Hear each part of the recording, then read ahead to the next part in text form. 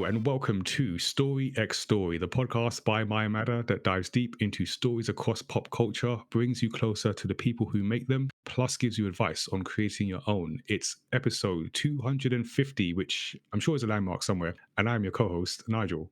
I am Tazziii, content creator, voice actor, and co-host. And as always, we are bringing you interesting discussions with diverse voices. And to help us out today as we sail the high seas with our own crew is equity, diversity, and inclusion lead and public speaker, Dom Shaw. Dom, welcome to, I was going to say welcome back, but you've not actually been on the show, but welcome. And how's it I think going? I have. I think, like you You've said, not been it's on a the podcast very through podcast. many episodes. Yeah, have you been on a podcast before? Have I just I forgot did an something? Empower Up episode. Oh, you were on a special episode. Okay, all right. So you've not been on a deep dive retrospective thing, but Not you have. yet. Yes, you are correct. You have Now been I on the podcast. have. Cool. All right, we squared that circle. You were also with us for our Next One Up live stream, which is available on the podcast feed, and also hopefully by the time you listen to this on our YouTube, we'll put up the segments. Also with us for at least. Might be the fourth time, who knows, is the other My Matter co-founder and maybe content creator, Lau K. Lau, welcome back. Yeah, it's great to be back. Always fun to dig into these conversations. Yeah, it's good, and we'll do that again. We last had you for our fun episode on Elio, which was man, yeah. you reminded me. I erased that from my mind. Yeah, I feel the episode was better than the film, but That is true. That yeah, part it is wasn't true. terrible. I mean, yeah, people go listen to that episode 233. That is there, and also with us is life coach and content creator Louise Karunwi. Louise, welcome to the show. You have definitely never been on the show before. That I know for a fact. Hello. So. Absolutely brand new.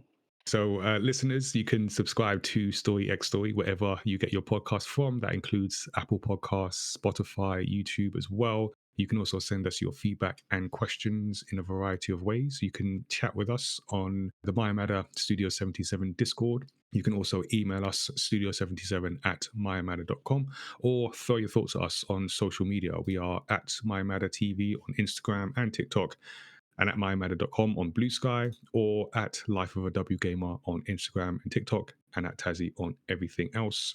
You can also head to mymatter.com to discover more about the brand and what else we do when we're not speaking in your ears for hours at a time. But yeah, check that out. See our manga, our workshops, events, get involved with the different brand pillars that we have there.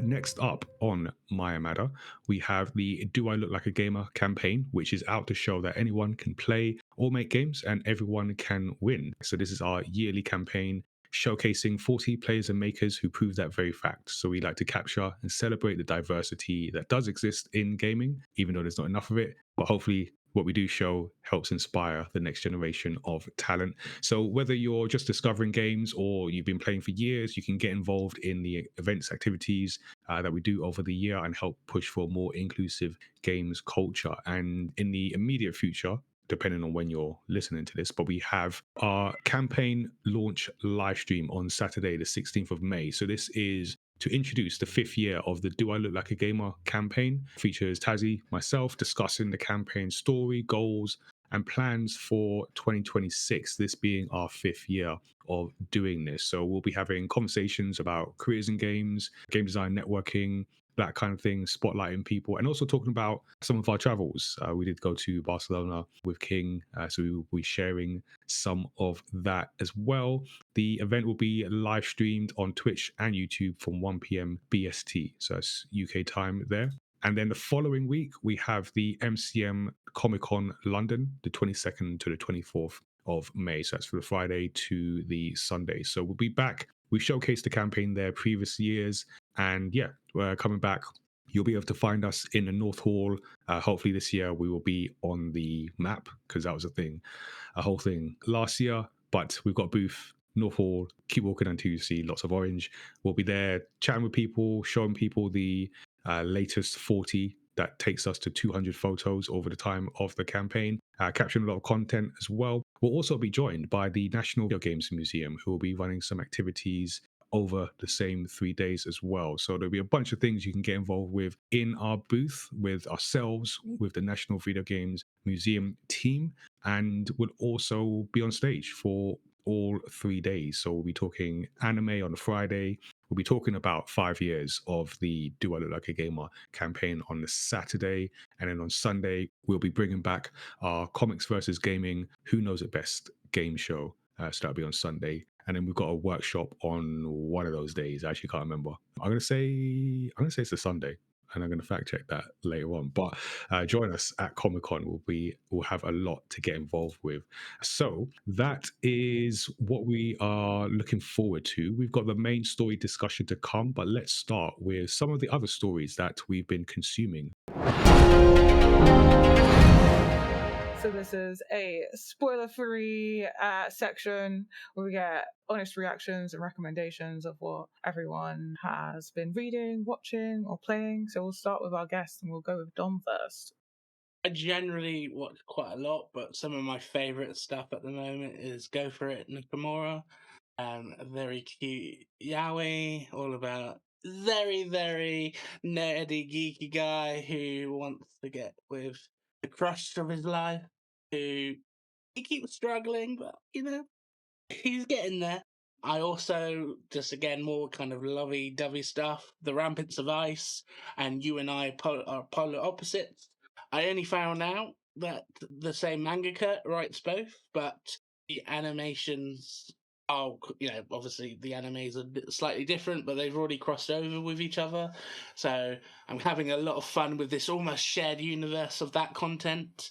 The Ramparts of Ice is very much exploring the dramatics of small friendship dynamics and groups of a girl who is as cold as ice as she slowly gets her ice barriers melted by the close-knit friends of hers, while You and I, polar opposites, is the very enthusiastic pink-haired girl meets the very stereotypical boring nerd guy, but actually when they come together it's magical. And then other than that, just watched every episode of Abbott Elementary until the new season that they're working on. And games-wise, I've been ill the last week, so I've had actually time to touch my PS5. So I've gone back to Platinum Hogwarts Legacy, which the game can have here and there with different people. But what I will say is the element of actually exploring a giant castle and almost having like a bully of the 2020s, because I loved the original Rockstar Bully. So having something of a kin, but obviously catered to the more magical world of Harry Potter, is enjoyable. Yeah, I absolutely adore Abbott Elementary. It's so good. So we'll move over to Lau next. Do you want to let us know what your stories have been? Yeah, so recently I've been watching the phenomenal TV show Invincible. Can't remember what season we're in now, the latest season, but season 4. Yeah. So I mean, without I haven't started it. Yeah, without giving away any spoilers, it's basically a superhero TV show that follows. I think he's a teenager, or kind of late teens, early 20s. I think Mark Grayson, and it starts off with him discovering that his superpowers are now kind of activated, as it were, and his dad is already like a full-fledged superhero. So it kind of follows that journey, and suffice it to say, so much stuff happens that's just super dramatic, and it's just a show that's filled with really fleshed out characters. Even the side characters have depth to them, and yeah, the amount of crazy things that happens in this show, I can't list them. And the quality of the acting, I mean, a lot of the voice actors are names you'll probably recognize and names that have Nearly all gone all out. of them. Yeah, like I've kind of I can't name a single one, but people from Grey's Anatomy, people from Breaking Bad, people from what's that film Whiplash, like J.K. Simmons. yeah, J.K. Simmons. There's really big names in this. Like you wouldn't know. I mean, some of them you can pick out the voice, but in any case, it's a really well put together show, and the latest season is maintained and maybe even exceeded the level of coolness. And to be honest, like, I think if I compare it to, say, the Marvel Cinematic Universe, I feel like it's kind of given me what I got from that, and maybe even a bit more. Like, given that there's not really much going on with Marvel for now until the end of the year. So yeah, it's a really great show. Really enjoying it. Almost finished with the season, and yeah, it's going to be sad, but I'll have to wait another year till they continue. So that's the first thing. I'm also watching Black Mirror with Louise. I think, what season is it? I can't remember what season it is. I think it's 7. Yeah, it's season 7. Yeah, we're a bit late to the show. Yeah, so I won't steal your thunder on it. So I'll let you talk a bit more about it. But No, please. I'll just say, like, very briefly, there was one episode that I really liked. What was it called? Plaything. There's and this is basically, I can't really give too much away, to be honest, because it kind of unfolds. It's like one of those episodes. But let's just say it's about video games. I thought it was very cool what they did with the idea, and I loved the way it was shot, and the acting was brilliant. So yeah, that's one thing about the current season we're watching. Really impressed with the acting. So that's that. And then finally, I am playing a video game very, very slowly. It's Tales of Arise. I think it's by Bandai Namco, part of the Tales series. And yeah, I just haven't played an RPG in years. So it's just been really good to jump into one that, I've had my eye on for like 3 years. And then I finally was like, oh, I'm just going to buy it and play it, because the price was just irresistible. So I've been going through that, having a great time with it. It's an action RPG. I do like turn-based, but I think just given how busy my life is, I just like to kind of jump in and actually take control of stuff instead of giving orders, because I kind of have that sort of life in day-to-day work. So yeah, physically do something cool. That's kind of my jam. And yeah, I'm enjoying it. I'm still at the beginning, so the game hasn't really fully opened up, but that's cool. And I'm really taking my time with it. So yeah, that's pretty much what I've been watching and playing. Nice. And Louise, what about yourself? I didn't know Lau was watching Invincible. Like, when have you been watching this? Away. Normally when you're not around, I see. Like if you're out and there's like sneaking some episodes.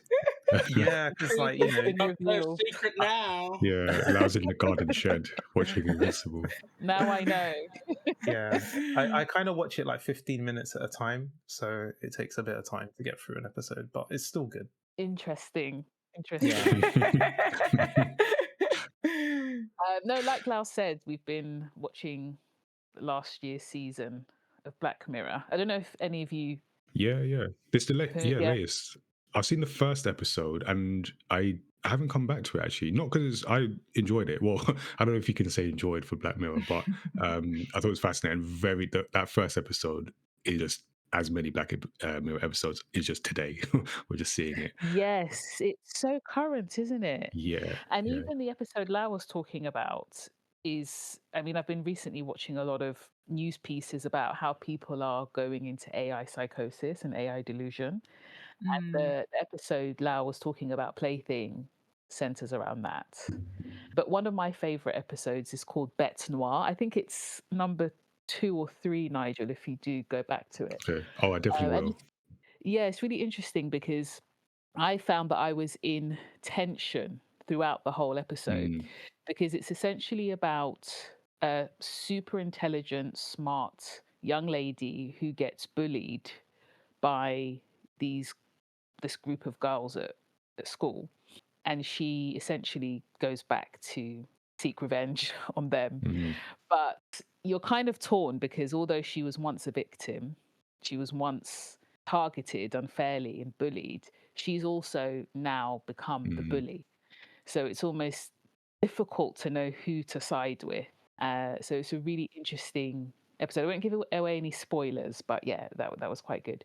But I think we finished it now, Lau. I think we watched the last episode, USS Callister, yesterday.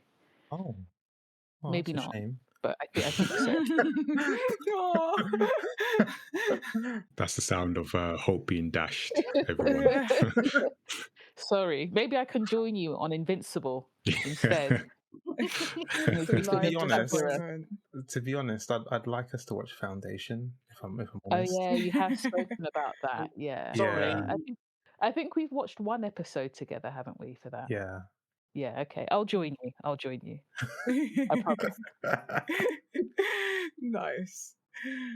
Future plans for stories. We love it. Yeah, I guess I'll go into some of the things that I've been enjoying. So I got Game Pass again this month, so I went back on like what I've been playing on there. Price went down. The It's a price did miracle. go down. It's a Christmas yeah. miracle.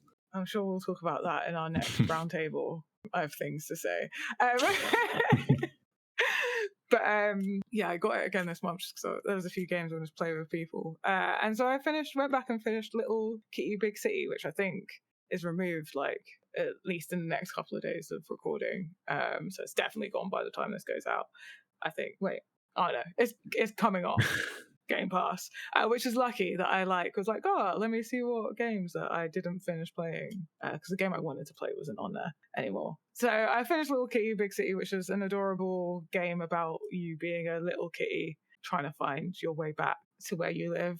And you like go explore, and you find these hats, and you level up your strength so that you have enough strength to climb up to your house, because where you live is at the top of like a skyscraper, basically, like a high up apartment. But yeah, it's super cute, super adorable. The way that like cat animation is done is like just like if you like cats and know cats, it's like very much appreciation for cats. And I was vegging out on my friend's sofa yesterday. And we watched quite a bit of Georgie and Mandy's First Marriage, which is the spin-off of Young Sheldon, which is the spin-off of Big Bang Theory. Or the prequel for Big Bang Theory. And it follows Sheldon's older brother, Georgie, and his wife, Mandy. And it is kind of in the same energy as Young Sheldon, except we're following Georgie instead and his antics and his like little family. And then I finished watching the first season, because that's all that's out, of Prime Target, which is on Apple TV. I was expecting Amazon Prime. No, it's called Prime Target because it's about this guy. He goes to like one of the top unis in the UK, and he's a maths student, studying maths, whatever. And for his thesis, he's following a theory about prime numbers, but his theory basically would unlock every digital key on the planet, because it would open. So basically, a lot of governments are after him, or not so much like governments, big money, big bank, big money people. A lot of people are then after him, and it's like this whole conspiracy theory, and like it's like this theory has actually been discovered already, going back to what is it, like the father of maths in, I can't remember which country. Yeah, and it's really good. If you like really nerdy like maths, science things, this is a good one. But if you also like spy kind of things, this is like the nerds James Bond. So like teams up with like a surveillance person who's also like really good at like the coding side of things. So she basically is like trying to stop him from getting murdered. But yeah, it's great. There's lots of conspiracy theories and drama, and yeah, like quick getaways, and he's just like this absolute maths nerd that like his whole life is just math. He's just obsessed with the maths, and it's like the kind of story of like he doesn't like to him maths is just maths. Maths has no ethics. Like it's just maths. The numbers are just there. And then his counterpart is like, no, but your maths is having an effect on people, so you've got to understand the consequences. So yeah, it's quite good, and they grow, and yeah, and then he gets like double crossed, and like there's just so much drama, and people that you thought like had nothing to do with it have things to do with it, and yeah, lots of weaving and intertwined stories that overlap. And then I also watched the first season of Bad Sisters, which I'm excited to watch season 2. which is about a group of sisters in Ireland, and the husband of one of them dies, and then the insurance guys have some issues of their own, so they really want to find a void in the policy so they don't have to pay up. And then it's told in a really interesting way, because we know he's died at the beginning, and then it goes back to all these times. Basically, the sisters did want him dead, and they did try to kill him. And it's basically going back. Each episode kind of goes, there's lots of flashbacks of like each attempt of murder. And so each time you're waiting, like, is this the time they actually killed him? And it is brilliant, because you don't know which is the successful murder or murder attempt. And so it all unfolds. Yeah, and it's just like, as everyone kind of gets dragged into this, it starts off as a joke. Like, we should just kill him then. He's just in the way. Like, he's just a horrible, like, and he's like a horrible, misogynistic, racist, like he's grindingly horrible, because he makes out like he's not. And so He would people have don't deserved realize it. That's what it. you're saying. Yeah. And people don't realize it until they kind of interact with him, how horrible he is. He's just like manipulative and like, and so each episode is also uncovering, because at first you're like, no one can be that bad, right? And then you're like, yeah, no, I'm totally on board. If I was there, I'd also be a co-conspirator. Yeah.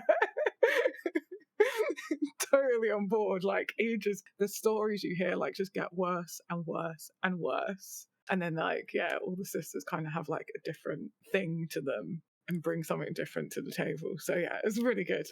Lots of twists and turns in that, and lots of drama. And also like the comedic timing of it is so funny. So they're the shows I've got. I ended up making a big list in the end.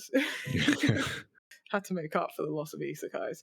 Yeah, Nigel, what are your stories then? So I've got a few things reading as well. So I've actually been reading Invincible. So I've not started the latest season, but I was recently in a comic book shop and picked up the first volume of Invincible.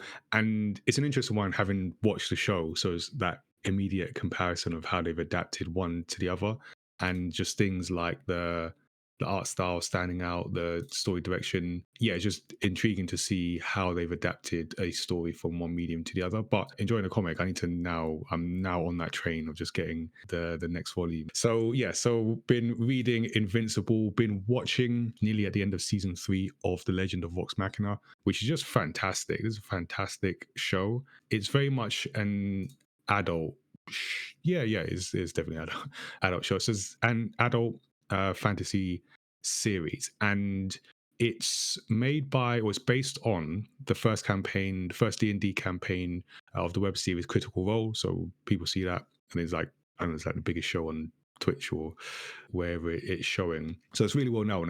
They just adapted the campaign for a series. So I'm not familiar. I know of the show, but I've not watched it, so I'm not familiar with the campaign. But I'm just so impressed at how this has been adapted. It's very, I think, in a similar way to Invincible, it establishes stakes very well and deals with character arcs, relationships, like in a really mature way, and not just mature in a bloody way, although both shows are very, very bloody, very violent in some cases. Invincible more so, but still. But just mature in terms of, just complex relationships and situations that the growth that the characters go on. So you follow a 7-member Vox Machina team, and it starts with them like, it feels, at least from my perception, it feels like they're just getting started, or they've just come together and they're not really taken seriously, but then they go on and so prove themselves. And season 3, some stuff happens. I actually had to take a step back and digest what was happening. So I don't know, it's been renewed for a 4th season. I'm wondering how they're gonna go from one to the other, because the final season. Oh, okay. Because so based on what I'm seeing, it feels like this one could have been the final one. So it'll be interesting to see where it goes from here. But very impressed. I think it's one of the the best animations. Is up there with Invincible in a different way. I'd say they're both very much adult. I'd feel I don't know how to separate. They're both very good, very good. And also been watching a new anime, which is Daemons of the Shadow Realm, which is one I was not aware of. but watched this over the weekend or last week. I can't remember how time works. But yeah, so it's from the creator of Full Metal Alchemist, which kind of shows in the character designs and how that looks. And it's set in a world where certain humans can control these supernatural creatures called demons or daemons, spelt. And watched like the first few episodes. So I've seen the first few episodes. I think at least of recording, 5 or 6 are out of this series. So it's intriguing, very intriguing, because I literally had no knowledge of it until it was put on, and I wasn't sure what to expect. And it seems like a clash of times, basically a clash of periods, very much. So yeah, I can't really say too much, literally, because I've only seen a few episodes, but very intrigued by it. So I'm gonna continue that and see where it goes. So yeah, those are the stories that I've been consuming. Those are the stories that we've been enjoying. With all that being said, we can now get to our main story discussion.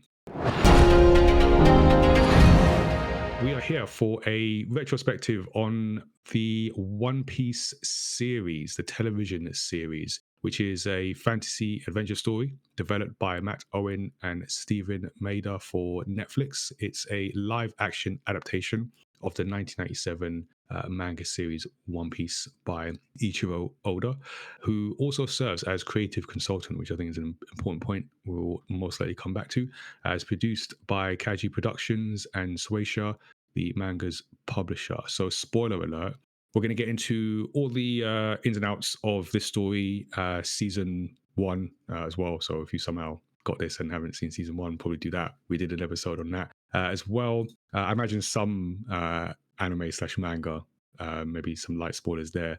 I'll do a brief recap of the story, but before I do that, let's just get everyone's quick takes and general impressions. Let's start with our guests. Lau, do you want to go first? Just give us, what's your impression of this story? Yeah, I really enjoyed it. It was, I don't know how many, well over 2 decades, I'm showing my age, since I last watched this particular season in the anime. So it was really cool to kind of relive it. And because I was basically watching it fresh based on that, because so much time had passed. I really enjoyed it. It was just so fresh, and I felt like the characters really kind of brought it to life. I generally have a positive view of this season, and looking forward to getting into more details. Nice. Louise, what did you think? Did you watch it with Lau, or did Lau like sneak away and get this one Also in? watched it loud. Yeah. Okay. Just checking. No, Lau actually is the one that introduced me to One Piece. I had no idea it existed, if I'm allowed to say that. Okay. Up until about 3-4 years Nice ago. work, Lau. So he introduced me to the anime first, and then we watched the first series of the live action, and now the latest series, which I thought was brilliant. Honestly, my overall sense of it is, and Lau and I commented on this. I think they've maybe got more budget, because some of the effects and the quality of Yeah. production is. I mean, the first season was great, but I can see definitely an upgrade in the second season. But yeah, I'll leave it at that. I thought it was brilliant. Okay, nice. Dom, what are your thoughts on this series? Yeah, I mean, definitely there's been much improvement across the board, especially in the pacing. I think we'll be talking about it in a sec, but they reduced the amount of chapters they were trying to adapt this season, and it really paid off in the pacing. But they also added quite a bit of good stuff, and also future thinking. It's also been interesting to see some of the behind the scenes, all that future thinking, because at this point, I think the actors are aware that there's a finite amount of chapters and stuff they can do, so they're really maximizing their time where possible. So yeah, overall very positive. I have recently rewatched the first saga of the anime, so Okay.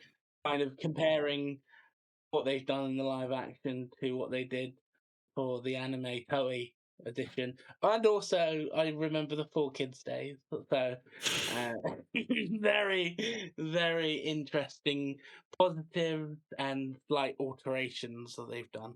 Okay.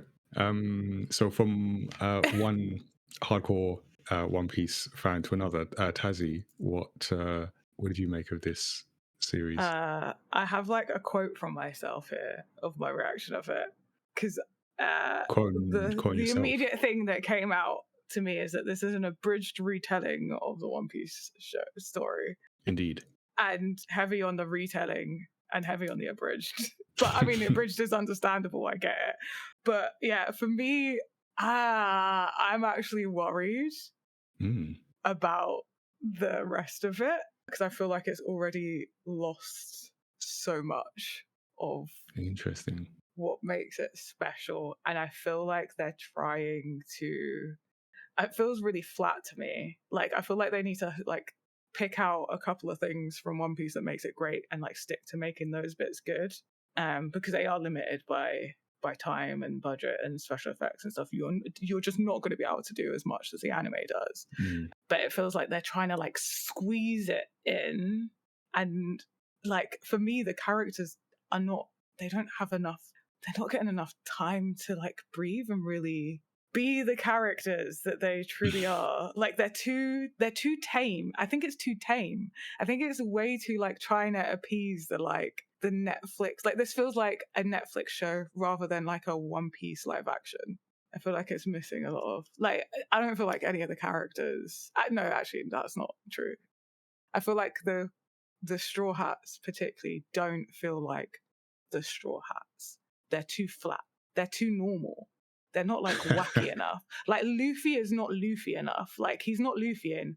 He's not got enough like of that. I'm gonna be king of the pirates and I'm gonna do things and like no one, like I'm just gonna do it. It's commented on, like they bring it up. I think someone says it. Who is it? I think it's one of Baroque's works that's like, I've studied you. It's number 3. He's like, I've studied you and I know what you're like. You rush into things. And I'm like, but he hasn't been really rushing into things. He's been way too like, maybe like he's thinking too much. I'm like, Luffy doesn't think, he just does. Just does. And you're telling us he does that, but you're not showing us that he does that. He's not actually rushing into things, like, and then the rest of them aren't just following. And that's what's really bugging me. I'm like, none of the characters really feel like they're supposed to be really weird. Like they're supposed to be weird even to other people in the One Piece universe. Right. Like people come across them and like, you lot are cut from a different cloth. Like, yeah. So I mean, not to say it's not good, but it's just not feeling. It's not feeling like One Piece. Yeah. Okay. This might be the first show where I'm more positive about something than Tazziii. It's the first show where I'm the one that's the like, Whoa, this the is like only person that's like, whoa, reversal here. I don't know. I should have made Tazziii host this show.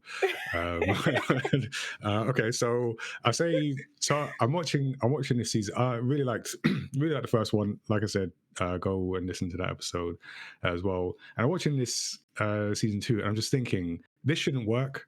I know this should work. The visuals, the stuff that they're adapting, the character designs, the costumes, like none of this should work. And I feel like, so a great thing about having Lau on the show, it makes me feel better because he's the only person that's older than me, even though he looks younger. But wow. Yeah. So Lau, you might. It's the only reason you're here, Lau. Lau looks 20. Yeah, he definitely looks younger. So Lau, you might remember. Do you remember those like magic eye puzzles? Yeah.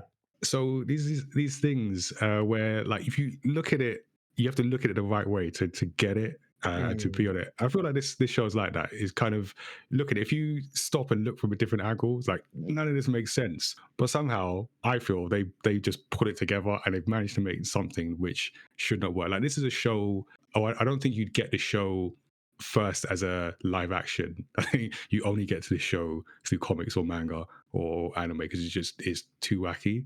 So I'm watching it. I'm quite impressed with what they've done. Now, I will say I've watched like a sum total, maybe like 200 episodes of One Piece. So I do not have the perspective that Tazziii or Dom even has. So yeah, but that's where we're at, isn't it? I think 200s is enough to judge the live action. Yeah, Yeah. you have a Okay. taste, and you're definitely going to see everything it's going to do at least. Yeah. Okay. All right. Fair enough. All right. So yeah. So I feel like I'm impressed that they've made this work. But I think Taz, you bring up some good points, which now I'm more intrigued to get involved. So yeah, I think this works. I also think we should enjoy this while it lasts, because they are not catching up to that anime unless they do some drastic condensing of this story. So yeah, I'm generally quite impressed with this, and I also think it's cool that people. I've seen some responses of people who just aren't into anime or manga just being drawn in. I think that's a positive. But yeah, I'm interested to get into the flatness of it from Taz's perspective as well. So yeah, we'll dig into it. But I'll just do a recap for those who might need a refresh, especially if you've not consumed the anime or manga. So yeah, One Piece is the live action television series based on the manga of the same name on Netflix. So essentially, where we are from going from season 1 to season 2, Monkey D. Luffy and his crew travel from the East Blue to the volatile Grand Line, and the narrative shifts towards the mysterious Baroque Works Syndicate. And in season 2, the Straw Hats, that's the name of his crew, set sail for the Grand Line, a legendary stretch of sea where danger and wonder await at every turn. And as they journey through this unpredictable realm in search of the world's greatest treasure, the One Piece, they encounter bizarre islands and a host of formidable new enemies. So the season acts as a bridge for the series that introduces some foundational elements like the log post, sea stone, and the first mention of the Will of D, which was really brief, I think. The journey from Logtown to the snow-capped peaks of Drum Kingdom is not merely a voyage, it is a brutal initiation into the true dangers of the world's most treacherous sea. So yeah, so this was out on Netflix earlier in March, and I think like Dom, I think Dom and Tazzy sort of mentioned there is some condensing going on. So for those that don't know, like One Piece is a very long running show. So the out of the mangas, more than 1,000. So I think as of recording, Both the anime 1,100 and manga have over a over thousand. 1,000, yeah. So the latest season spans from chapters 96 to 154. So yeah, so the season one saw like the first 100 episodes of the anime into about 8 hours, and then we got the basics of it. So we saw Luffy, his put together his crew, Roanoa Zora, Nami, Usopp, Sanji as well. I think season one was considered quite a faithful live action adaptation, especially relatively speaking for anime, manga, live action adaptations. So how does the season two compare for you and for everyone else? Season one, I mean, like you said, it compressed 100 chapters slash the 100 episodes of, well, let me, 100 chapters, the first 100 chapters.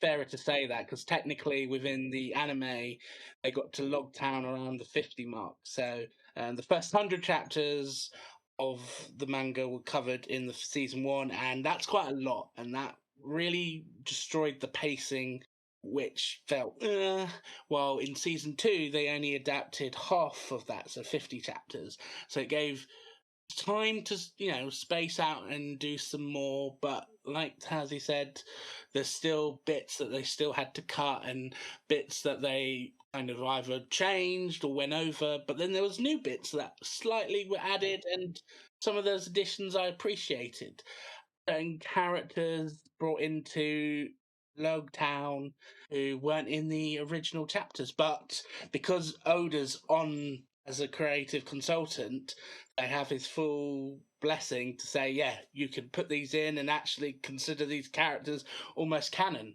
And then one of the things they've also done in both seasons is like there's things that you don't find out until like deep into the anime that I got that is like, impression. and I'm like, wait, we don't know that about that character yet. But like again, like understand the pacing is like they've got a challenge here. This is probably one of the most challenging like manga anime to live adaptations that you could possibly take on, How not do you just tackle because it? of and not just because of the sheer number of it, but also the complexity of like the things that happen in it, the sheer number of characters that exist within the One Piece universe. And pleasing the fan base. Yeah. Which it's the anime adaptation equivalent of like How Do You Eat an Elephant? this series. I mean, Yeah. So Louise, everything's with that you were caveat. brand new to this, weren't you? So, like, in terms of not having that context to the full manga, what did you think of like the amount of characters and stuff you Yeah. saw in? And does it Like, feel condensed to you? You know what's funny? When Lau first introduced me to the anime, then he said, "Okay, now we're going to watch the live action season 1." I said, how are they going to make this work in a live action? This can't work." I was actually offended at the suggestion that this was going to be live action. I'm so proud. But honestly, I said, how on earth does this work? But you know what? I can say this as someone who's newer to the party of One Piece. I understand if you've been watching this since you were a child or since you were really young, this is going to be maybe a somewhat bitter pill to swallow. But you've almost got to look at them as two separate entities and one is inspired by the other, because absolutely they have not been able to do complete justice to all the characters and the character development. I mean, for instance, when Lau and I watched the anime version of One Piece, I cried during Nami's story. I was actually so emotionally moved. I cried. Contrast that to season 1 of the live action. I think they condensed her story into like maybe 1 or 2 episodes. I can't remember how many episodes. Yeah. And it can't be as moving as a consequence. No, it cannot. But if I put on my hat of, okay, this is kind of a separate entity, almost imagining I've not seen anime, I think they've done the best that they can do. I agree with, I think Tazziii was saying this. I think they have done the best that they can do. It's really hard what they need to accomplish. We have multiple episodes to become acquainted with these characters in the anime and to get to know them. And in the live action, they just can't quite achieve that, unfortunately. But considering the limitations that they have, I think they've done a brilliant job. The pacing, to me, I preferred the pacing in the latest season 2. Definitely. I was much more engaged. And actually, I prefer it to season 1. All right, that's interesting to hear. I feel there's a lot of, or maybe not a lot, but some issues with pacing in season 1. I didn't. Oh, maybe I have to go back and listen to our episode. That's what I said. I didn't. I don't think I felt that. I think I was like happy with season 1, just as I'm happy with season 2. But I did notice they've sort of changed it. It felt like, even despite what Tazziii has said earlier, it felt like the format, they just allowed things to breathe a bit more in an episode to episode basis. So I feel like I can, like, as I imagine the episodes, I can separate episodes maybe a bit more than I remember of season 1, which felt like a broad strokes, but because Sure. I remember those season episodes. 1 is that we didn't, like, unlike season 1, season 2, we didn't need to have the Garp side plot, which really like made Right. season 1 harder, get more drafts in, because like if you actually look back at season 1, not only are you trying to adapt 100 chapters, but you're also adding so much new content in through the Garp/Marine side plot, Sure. which, as Taz said, like Garp doesn't come in until until post Water 7 / Ennie's Lobby, and that's when we first, like, we get rumors of him, but we don't truly see Garp until that point in the manga / anime. And obviously I understand why they brought him early, but because they spent so much time, and he's not, I mean, he's one of those characters who just, I mean, out of everyone in season 1, Garp was just the one that was just like, this is Garp. I can't see this guy bringing me the charm of Luffy's grandfather. Like in future, to not obviously go into too much spoilers, but I couldn't see the actor going right into the depths that Garp has to go into when a certain battle comes up where he has to face Luffy. And Right. yeah, I was really happy that they didn't try to push a lot of that side plot into season 2. You still got 1 or 2 moments of it, but that was only in Logtown. Right. Interesting. So wait, Lau, also, where did you get up to with the anime? So I got up to Thriller Bark. I don't know, is that like 300 and something and whatnot? Yeah, I mean, I could make comments about a lot of these things, but I would Yeah, just but I mean, say did the format work for you though? The season 2 series format. I'm taking it on its own like merit, like the fact that this is an adaptation. I'm kind of looking at it from that perspective. I'm Mm. trying to forget about the fact that there's all these things, and at the same time, I think when it comes to any adaptation, one of the things I'm looking for is a connection with how I felt about the original source, and if it can at least give me that, then I'm generally quite happy. Now, I won't lie, Logtown, I was not happy with that episode. I was actually not. I was not. That episode in the anime hits very different to what they gave us. And I heard rumblings that this was a very good season, but that first episode, I was like, they need to kind of step it up. Now, there were a few good scenes. It was cool to see, Gold Roger. That was a cool scene. But I mean, that was just more of an Easter egg, right? Let me actually feel something. So I've just felt like, okay, let's see. I didn't hate the episode. I just didn't think it was a great start. It's and then episode suddenly, 1, basically. Yeah, episode 1. But after that, it was almost like it doesn't exist. And actually, that's the way I kind of look at it. I'm like, Erase it from your memory. Do you want to know what I wrote about the first 2 episodes? Yeah. The first couple of episodes felt too pantomime-ish. Oh, I was gonna. Abby has not come to her. She is not playing today. I was gonna say. I was actually gonna say pantomime, but actually in a positive way. See, for me, This whole thing felt like pantomime. It could have been good pantomime because pantomime works for One Piece, but I don't think it was the right kind of pantomime. You don't think? Okay. No. What is the right kind of pantomime? That is the important leaning question into now. like the silliness of well placed silliness of especially when it comes to like Luffy and stuff. But it was like even just some of in the first 2, I think it really changed as we get into the 3rd and 4th episode. The first 2 episodes, like even some of the delivery of the lines felt like they had just got them. Okay. And like I don't say that to diminish the actors at all, because I know how hard they work. They are so passionate about this. Yeah. But it just felt like they hadn't had a chance to really connect with the feelings that were in the lines. That I don't know, like the delivery was like they just got it and they were like, read it with this emotion, and then they've just been like just doing it on the spot. Like it really, I don't know. And then the costumes, for some reason, like I remember Buggy being so cool in season 1. And I'm not mad at him not being as cool in season 2 because he was too cool. He was way too cool in season 1. Wait, did they change his costume? No, not completely, but I think there was just some subtle. Okay.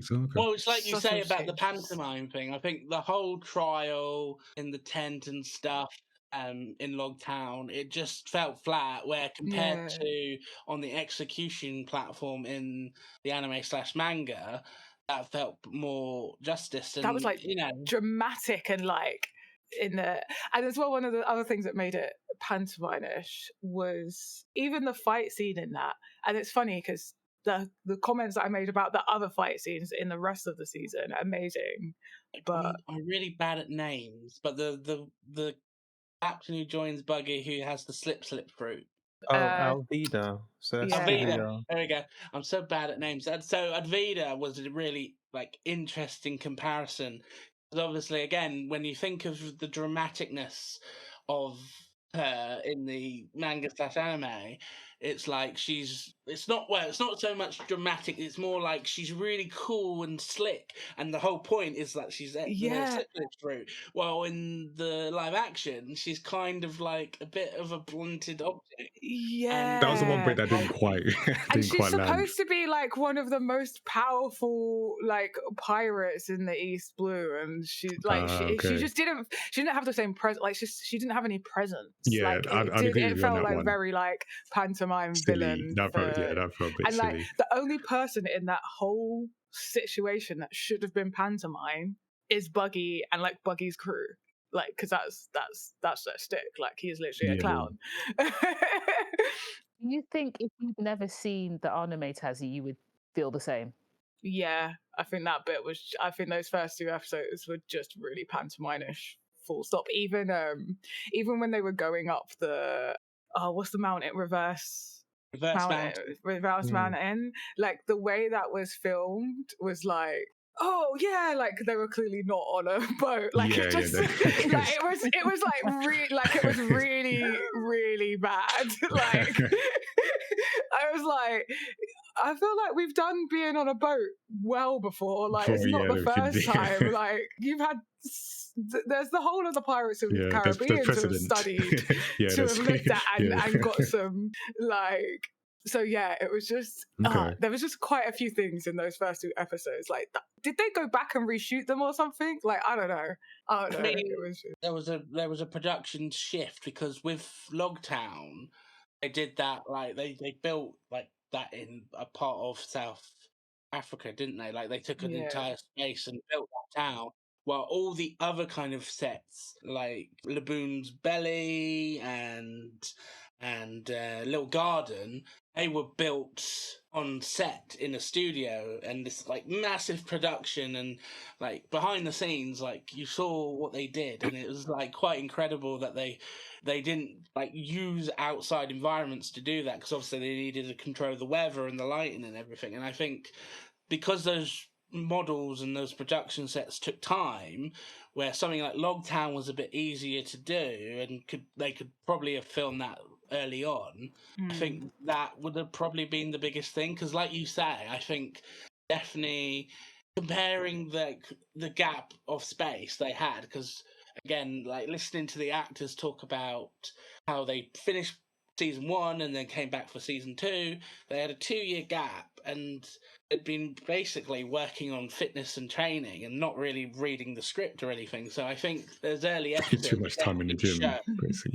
Sanji's workout routine is wild. Taz Skylar's workout routine is and wild. Just also like say about that flatness with Sanji, I think we've been seeing this in the anime's production, where there's a lot of stories where the animators do not like creating Sanji's like love persona as much as fans want it to be. And obviously with the live action, they overcompensated. I was thinking of that. Yeah, they overcompensated. Interesting one. But to your point about the pantomime, because the other note I had about this is it felt, and again I say this with I say this with kindness, but maybe it's a bit of an indictment of the show given what you just said. But there were bits in this that remind me of watching Power Rangers as a kid, where in the back of my mind I'm like, this is silly, but I bought into it.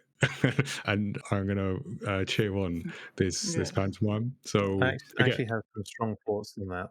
What Power Rangers? No, just more the silly comment that you made. Go ahead. I'll just say it really briefly, and it kind of touches on maybe something Tazziii was talking about. Look, I like Luffy. I think he's great. And what's his name? Inaki? Yeah. Probably not saying it properly, but yeah, he does bring a certain level of Luffy-ness to the character. But there are some lines and deliveries that he does that, unfortunately, because maybe he doesn't give it the full kind of force that it needs or kind of angle, it ends up coming across quite immature and like super lame. I would say. It doesn't have the end. Like there were definitely moments throughout season 2 where I looked at his performance, and it's, again, all the actors did like a decent job, but I think with Luffy, he's just so bombastic of a presence, and like again, I think there are just too many scenes where he's not bringing the same level of bombasticness. And especially when he's calling out his attacks, it's like, instead of that kind of rush, and it's like, I'm a governor, and then he's like, but like with Thingy, he's like going really slow with saying the lines sometimes, and some of the attacks. He says it normally a lot of the time. And quite serious, yeah. Just. I think the other thing that they do is like in the anime, like the rest of the world is quite grounded. And it's the scenes that you're seeing with pirates and the Navy that are just dramatic. But literally the world in One Piece is so grounded. And I think that's one of the, like, I was it's kind of a curse of when you've worked in an industry of like I'm looking at the background actors as well, and I think that especially in those first 2 episodes they were really like silly, like they weren't they were like too. There's no grounding here. Yeah, they weren't grounded enough in it, and I think that's maybe not helping the situation as well. Right, is that like that if you've watched what is it the letter, what is it called? But it's like the One Piece letter. Oh, special letter. Yeah, which is literally like looking at people's lives and how they're just getting on in their like everyday lives. So it shows like the what it's like to be a regular human being in the One Piece world. Oh, okay. And when the Straw Hats engage even in a little bit of their lives, suddenly it flares with colour, and that's the whole point of the special, is it's to show how the Straw Hats change people's lives, even if it's just a moment. Yeah, and I feel like just we don't not that we see it in the anime, but the background is grounded enough that they really stand out from it. You see people just doing their everyday life things, whereas in this feel like they were way too. Everyone's in on the joke. Yeah. Everyone's in on it. That's a really good point, because as you're saying that, I'm remembering normal people in the anime that Luffy comes across, and he his presence and his will and everything just changes their perception or connects one person to another person. Actually that's not in the series. And it's funny because sometimes we have people on the show where we talk about typically like Marvel, DC or something, where someone's so steeped in it, and usually it comes from a guest. Now it's coming from Tazziii, and this is interesting. I'm fascinated by like this perspective of someone who's like so in the thing that you can't help but like in anime. This is cool. I'm enjoying this. I didn't expect me to ever be like this, and like I remember a time where I was so anti One Piece. And then you jumped onto the going merry, and now you're fully in. It took me 3 times to get into the anime. 3 Tazziii, attempts. before, I don't know this for a fact, but before this recording, Tazziii was on a Reddit forum somewhere saying like, "This is a fact. It's a fact. They're not acting properly." Wait, so let me pause this. I got to record a podcast. No, it's great. It's great. I do really appreciate it though. I don't want people to think it's just flat. It's just. I think you've banked up enough credit that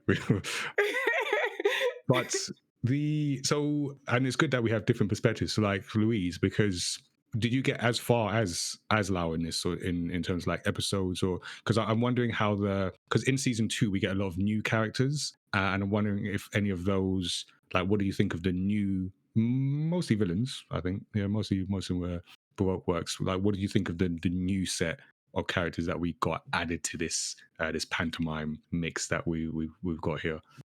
I think they're brilliant. I like all of them except one. Who? Can I guess the one? Yeah, you could go ahead. Actually, I don't know why because I literally have no idea. I'm just literally putting a name. I'm going to say Mr. 3. No.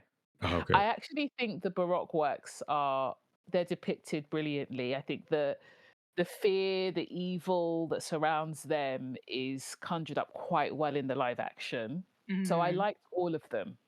The character that I wasn't that drawn to, and they're not a villain. It's Chopper. Oh, really? Controversial. This keeps getting better and better. I have written down Chopper, exclamation mark, exclamation mark, exclamation mark, Kawaii. Let's delve into this. This is a fun episode. I could not connect with Chopper. Really? At all? I struggled. I liked Baby Chopper. Do you have no soul? It was when Baby Chopper became when he came the non-CGI. I just said, what is this? Like, what am I seeing? But he does that like in anime, so that it wasn't that, but just the way they did it. Wait, I want to know the feelings that it evoked when Chopper went Big Chopper. He just looked like a man with strange makeup. I couldn't get past. That's a good effect. That's kind of the effect. The human fruit. Yeah. The human version for me I was very distracted. I could clearly see that they just made his nose black. They just got black paint and like painted black around his nose and stuff. Yeah. I Okay. was like, That's Lau, what am I seeing? What is this? You know, the anime works because obviously this is the thing, right? Anime, you can get away with so much. Yeah, And you yeah, were all yeah. talking earlier about Luffy, you know, Dom was saying that he's so bombastic in the anime and how the actor who plays him in the live action doesn't quite convey that level of, you know, enthusiasm and excitement and personality that he has in the anime. But imagine if he did, though. Imagine if the actor in the live action tried to literally act like how Luffy does Would that be in. too much? I think it would be too much. I think Yeah. people see what is happening. I feel like I don't expect Luffy to be all the way. I just need more of the sense of like that evoke that feeling of like we need a volume changer just to change Dial the it up level. just a he's smidge. too on the same level as like the rest of the world. Like he doesn't feel separate. But I can like your views on Chopper. Fair. Adult. Yeah, if we're talking adults, about yeah. I mean, grown Chopper, heavy fair. point Heavy point. was always going to be, you know, because even in the manga they changed heavy point, like where heavy point was a bit more like Sasquatch in the first saga. Then Oda changed the design to make it quite literally just cute Chopper's face on a muscular body in the second final. Yeah. Or maybe they could have stuck with CGI for Big Chopper as well, perhaps. I think. Appreciate the guy got all the makeup on, but I did not need to see him with all that. How did you feel about like full reindeer Chopper then? Even if it's only brief that we see full reindeer Chopper. Everything about Chopper was great, except when he became the full-size man. Chopper. Okay. Valid. I disconnected. But you know, I love Chopper's story though. You know, he doesn't quite fit into any world, and his story is very moving. And in fact, when I watched the anime after for Chopper's story, I watched the anime afterwards after I watched the live action, and when did you watch it? watched it afterwards. When you were watching Invincible. Yeah, Invincible. When you were busy Who's skipping on who? Invincible, Lau, sorry, but what was I going to say? You said you watched it afterwards. I really love Chopper's story. I love the story. Don't get me wrong. It was just I didn't find it translated as well to the live action, and that's really the only part that I found that I just disconnected a little bit. I was also, and you guys have watched this longer than me, so you can tell me if you think this is accurate. But I was surprised they dedicated so much time to the story. Would you have preferred that they did that, or yes? Would you have preferred that they devoted less time to Chopper to build another character? Or I would say like Chopper's story is important. I think for me, I did think about the time spent because you got obviously a whole episode and then a bit of the next one. But I think so one of the things I was thinking, because this covers like it goes towards the Alabasta arc, which is like in my wheelhouse of episodes that I've seen. So I actually thought we were going to get to that. So once I realized, actually, we're not getting to that in this season, then it made sense how they were. I wouldn't say spacing things out because there's a lot in there that even condensed, but in the pacing of that and spending time with Chopper, that made sense to me. It's like, okay, because we're not getting to some of the other stuff until next season. Yeah, I think as well for me, like, I think each of the Straw Hats, their stories are so important of like why they're there, and also like just the story of Drum Island. I think this sets up us for like the understanding of like Luffy's motivators, and because it's really telling of like the type of person Luffy is, the type of people the Straw Hats are. They spend so much time on this island. They spend so much time helping the people. I think the thing that disappointed me about Chopper's story is that we're suddenly like, oh, now Chopper's joining the Straw Hats. Like, what? Why did Luffy not say join my crew? Like, as soon as he met him, like, we don't have. This is what I mean by we've lost like Luffy's like brush, just do the thing. do the thing. Yeah. I mean, He doesn't ask him to join the crew until he actually just, and then it's sudden. It makes it so. It makes it so sudden that we're suddenly like, oh, Chopper's joining the crew, and we lose the like that sense. We're losing like the sense of like Luffy, because it's a whole thing. It's a whole thing. If you watch One Piece, you know it's a whole thing of Luffy just being like, join my crew. Yeah, well, he does it in season 1 with Zoro. It's like, hey, you should join my crew. He's like, and then we lose it, and I'm like, we've lost it. We can't lose that, because that's his whole thing of like, join my crew, and then he gets the people. The of Luffy is that he's just gonna do what he wants, and you don't have a choice. I mean, once he decides you're going to join his crew, you're joining his crew. He gets his way. Luffy and Thanos. That was what really, like, I still got a sense of that kind of appeal for Chopper, because obviously he still joins the crew and they have a little party for him. But it's like Tazziii says, it didn't feel as straight to the point in the live action than it did. Like, in the live action, I felt like they were trying to make it out that Luffy was learning more about Chopper, when actually, no, he saw Chopper instantly and was like, I want to know more about you. And after the chase of trying to eat him when they first meet, he's like, join my crew. And he makes the sudden choices, while in the live action, it didn't really feel like he wanted him to join his crew. He was like, oh, now we've done this, now you can join my crew. But it's like, no. It felt more like an audition than you. And the whole idea of Chopper's feelings, I think we needed that whole episode dedicated, because Chopper feels like a freak of both worlds, and Luffy's desire to want him on his crew is to show him that he doesn't need the two worlds. He just needs to be a part of the crew to make his own world and be a freak or a monster like the Straw Hats are. Interesting. I feel like I'm watching this, and this is a bad comparison because the Lion King live action was not good. But I remember watching the live action Lion King, and as I was watching it, I was really enjoying it. And when I walked away, I was like, did I enjoy that because it was good, or just because it made me remember the classic animation? And I'm getting some of that with One Piece, where again, this is not like Lion King live action is not good. Like, One Piece is good. Maybe not has faults, but it's good. But I'm realizing my brain is filling a lot of gaps, because even as Tazziii, you're mentioning things, I'm like, oh yeah, that was a thing that's not in the series. But in my mind, I'm like, yeah, I remember this bit where Luffy did that, and then this character did that. And that's interesting. I don't know if that's a good or bad thing. It's the thing that came to mind. I was just going to say, I don't think that's a bad thing, just because of how long One Piece is. I feel like it's a good thing that it evokes that emotion, because I'm like, because then you want to watch One Piece in general. So yeah, true. Yeah, I do have that feeling as well. I need to go and continue.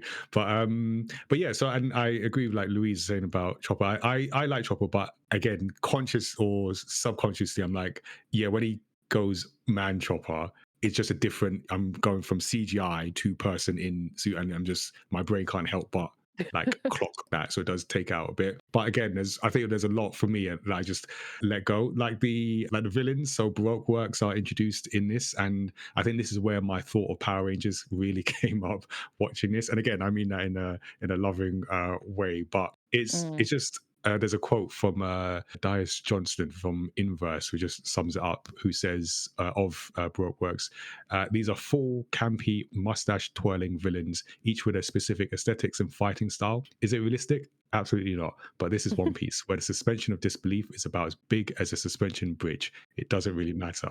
I feel like just watching it, I'm just like, ooh, who's the next one that's going to come, and what's their powers, and how they go.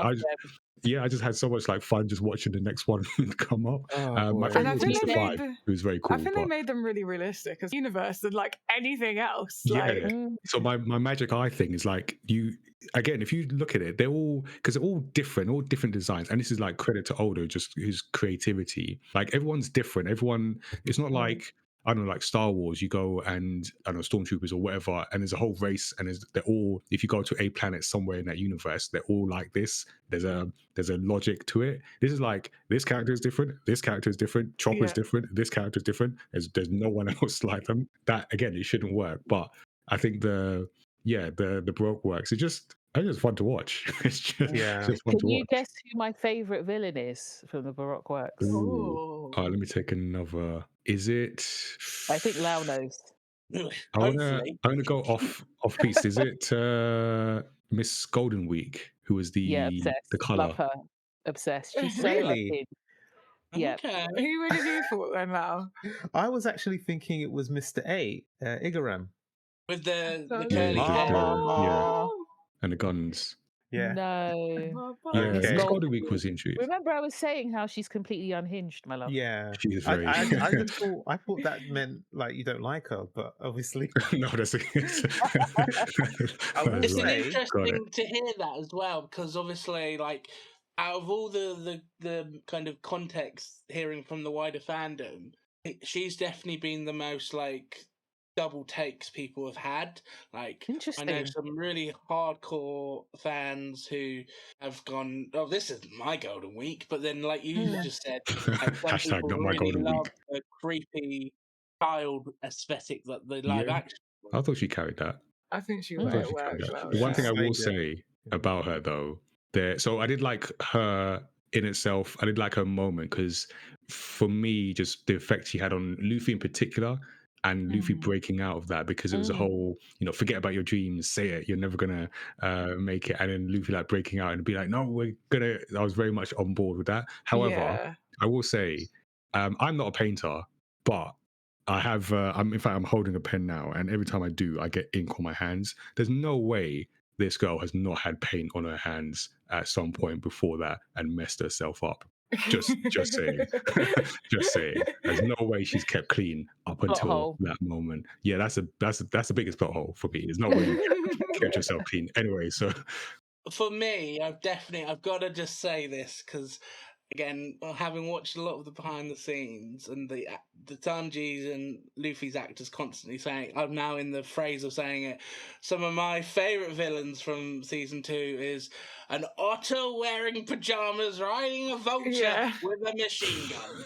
They made that look really good, and actually the Otter Sanji fight was so well done. Like, just the camera angle as well, like, and was the connection comical. is like, It was like it was serious enough.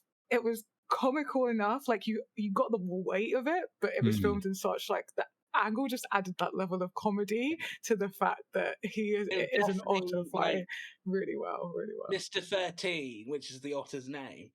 I mean, like, they did a lot more comedy in the manga/anime, but I felt like the fight that Sanji had in the live action was so much better because, like you say, there was just, that's where all the comedy is, and then by the time he's finished, it felt like much more like worth the conversation with Mr. One. Like, you just battled all of that, and he's like, Mr. Zero. Oh, this is Mr. Zero.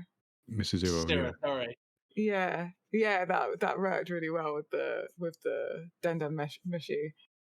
That's one thing. Can I just add really quickly? One thing I appreciated is that when the Dendam Meshi rung, it actually had a unique calling thing. Because one of the things in season 1 I was really upset about is that they didn't go put it, and I was like, come on!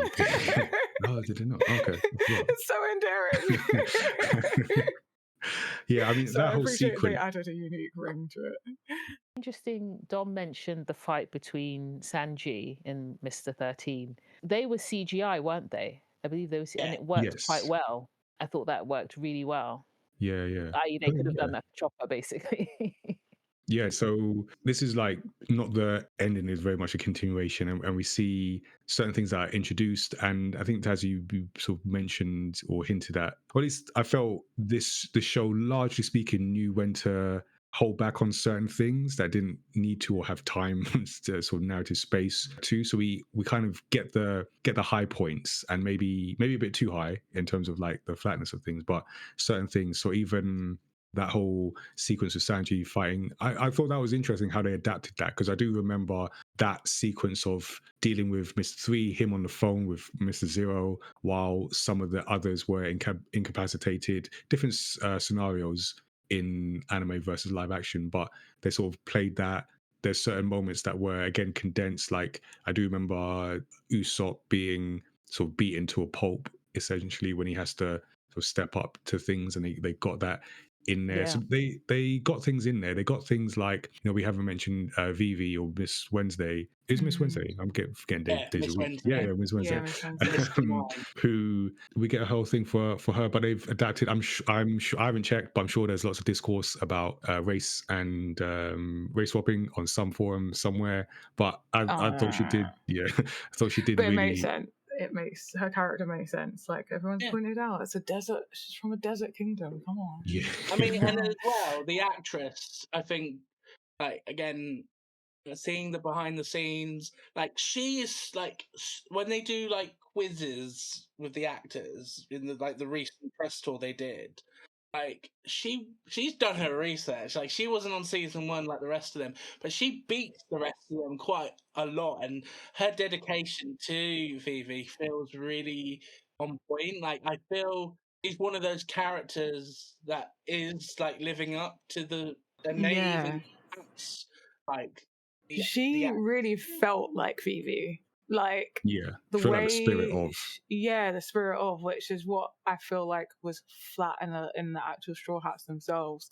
But Vivi feels like, I feel the essence, like the urgency and connection with her kingdom, and like I really felt those emotional hits, and like really felt how her connection grew with the Straw Hats and her trust grew. Yeah. And like I can really see that journey in her, and then I can really see like the Vivi of like way later down the line. We just need Kuru now. We just need her duck. Yeah, exactly. I know. I was like, I was like, oh, we didn't even get to Ran out of budget. Yeah, it's all went on Chopper. It's going to be on mad Baby because Chopper. season 3 is going to have Chopper and Kuru. Yeah. Which, one comment about Chopper as well. Chopper is 3 different actors. Voice. The green, when they're doing the Man CGI, Chopper. they actually use a model. Yeah. Then obviously Heavy points the actor in the full costume. Yeah. Okay. Wow. Is it, but just on that note as well, because I feel it would be an injustice not to say, but another character that I feel has kind of won season 2 for me is Nico Robin. Like the extra little moments to have Nico Robin. That's a spoiler. Because they don't mention that's her in there. Actually, when her wanted poster comes on, I think that's at the very end. Is the very end. Cool. I was like, it does right at the end, very end. Yeah.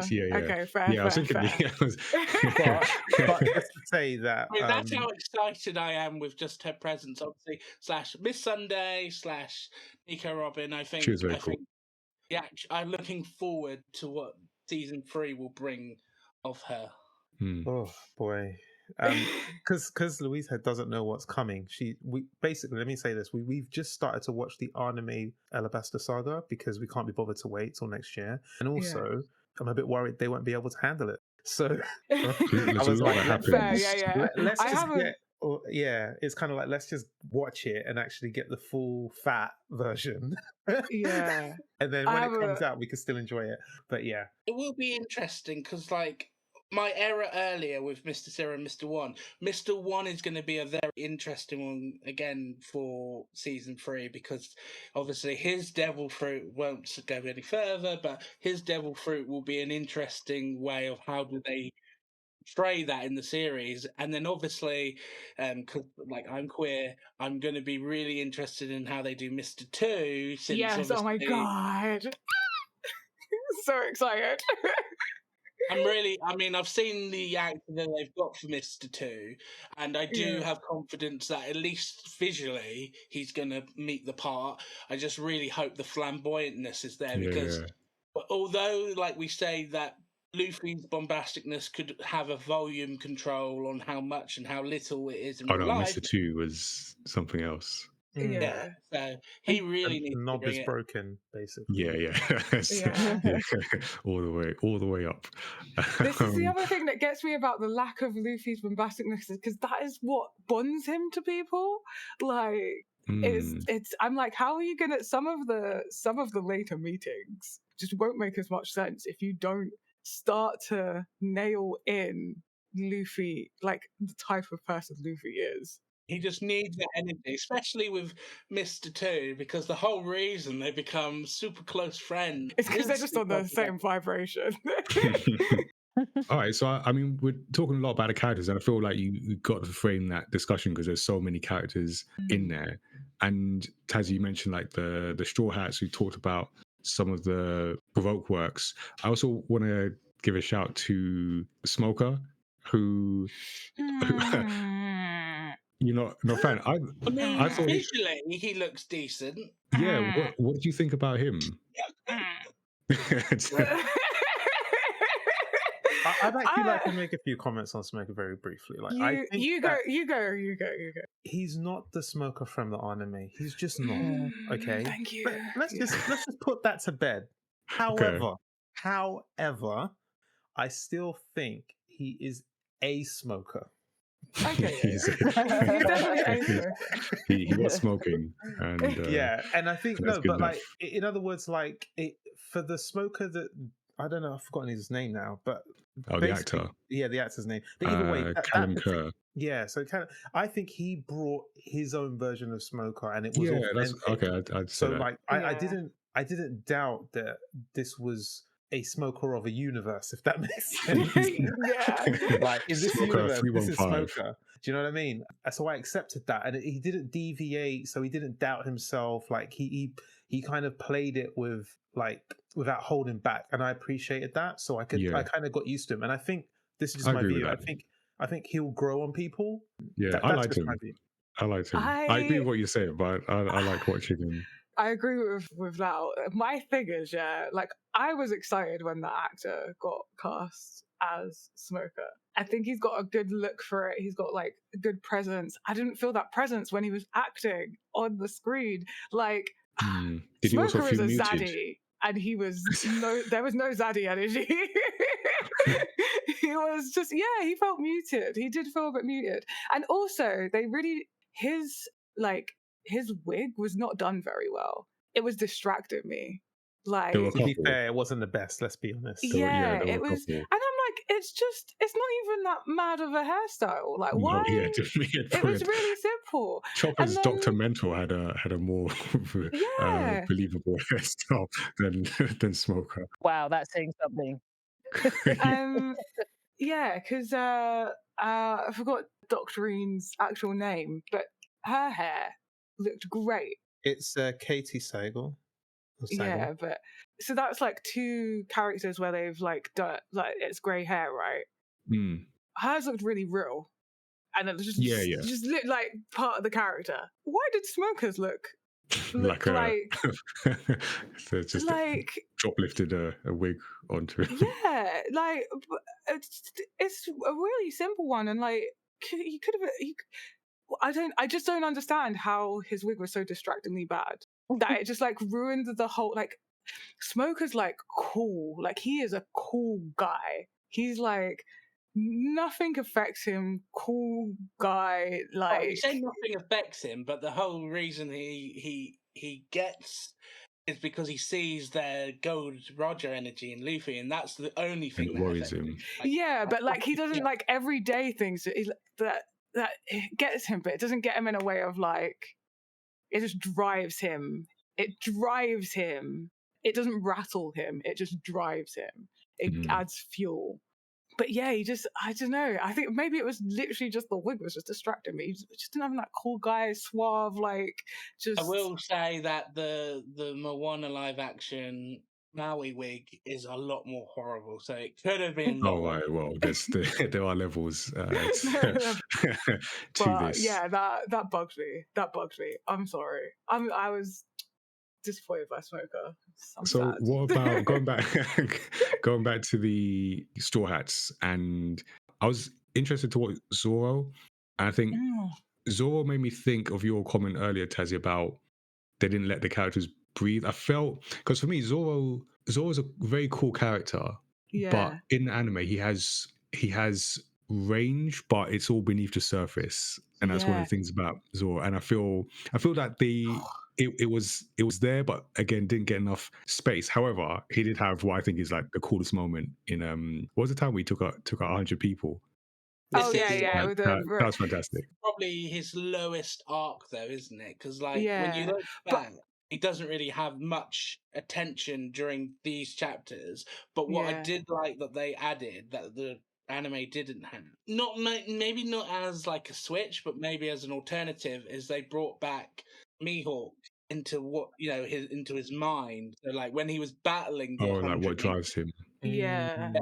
And I That felt was that good. actually gave some depth to the live action because it's like actually Yeah, we're seeing that this is playing on his mind so much to become the best that he's now imagining Mihawk, which I respect. yeah, And especially again, when without going too much into spoilers, when we think of the future and what he has to yeah, do, that will definitely be interesting on how they would play that off. yeah. But talking of the future, again, he felt so much more like post time skip Zoro. Like he felt very too serious. He felt like he was already carrying all the pain. Like Oh, okay. there He's was a not lot enough. more There was not cheery enough. and funny. Yeah, should be bickering like Yeah, an old married couple. Like every I mean, moment there they is to be a did. They snipe. did bicker, No, not they did, but not enough. yeah, not yeah. There could have been They more do bicker a snipes, lot. just subtle Yeah. snipes. There should have been more snipes. He's also the first person to agree with Luffy. He's normally that like Luffy does crazy thing. Zoro is one step behind him. Yeah. It's the Like first mate. they are hand in hand. Like they're stupid thing. Like he's just as stupid. I like do think some of the character arcs for Zorro are a bit more nuanced in season 2. So, for instance, it's literally takes about 30 seconds. This scene I'm talking about, but Usopp snaps at Zorro. I think when they're in Little Garden. oh, I was thinking I was of thinking in Drumtown. Drumtown. yeah.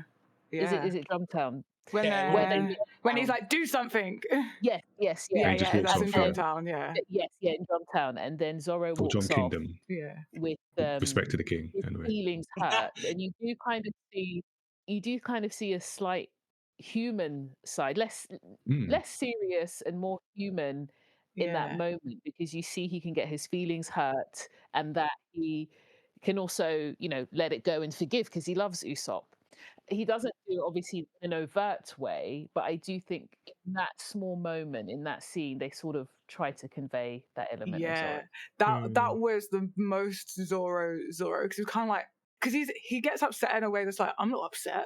I don't care. I don't care about anything, but actually cares a lot. Like, and then it's the moment where Usopp apologizes and is like, "I've brought you breakfast," Yeah. and it's a beer, and he kind of looks at it and then looks at it again. He's like, "You're forgiven." Smile. I was like, "Yeah, okay." That was the moment, but I felt like there could have been more of that throughout his character. Like he's a bit more, he's serious looking, but But he has a he's heart. just he's a big softie, and Luffy's like he's so silly I mean, and he Chop loves is to the party best and way drink. to show Zoro's softness because Yeah, when he puts throughout the him on story, the shoulder. even post arc, there'll be moments where Chopper wants to relax or do something, and Zoro will be like a big brother to him.